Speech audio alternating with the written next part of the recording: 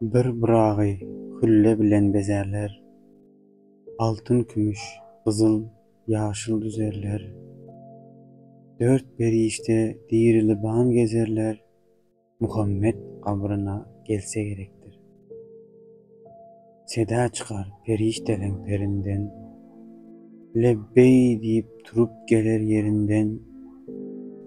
Gahyr ýarylar, gam döküler serinden, Vay ummatym diýip galsa gerektir.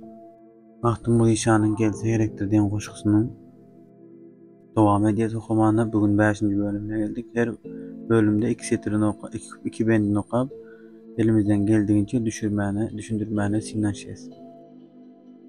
Bir bıragy hülle bilen bezerler, altın, kümüş, kızıl, ýaşyl düzerler. Dört perişte dirili ban gezerler, Muhammed kabryna gelse gerektir. Mahtum Gulişan berde kıyamet sahnalarında bir burağı diyen burak atı var. Şonu hülle bilen bezerler, altın, kümüş, kızıl, ýaşyl düzerler diye.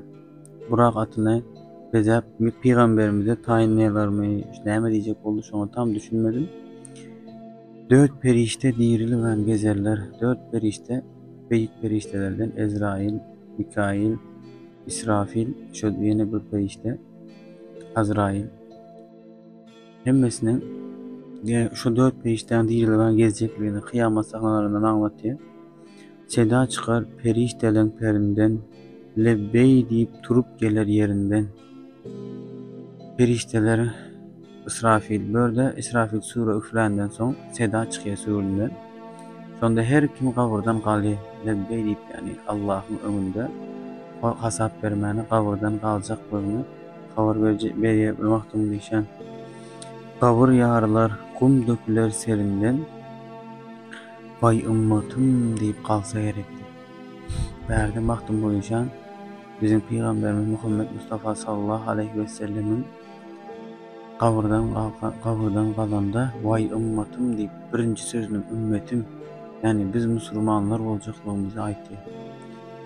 Mahtum Gulişanyň bu goşgusynyň dowamında gaty gyzykly kıyamet sahnalarynda zina edenleriň nähilek ceza çekjegi, amalsyz mollalaryň nähilek ceza çekjegi ve şeýle bu gözel temalarda dowam etdiği goşgy.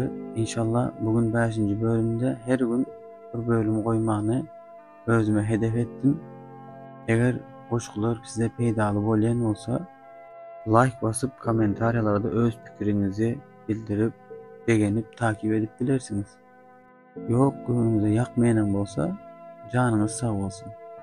Siz kommentaar ýazyp bize destek bolduňyzça böyle gözel videolar dowam eder inşallah. Esselamu aleyküm.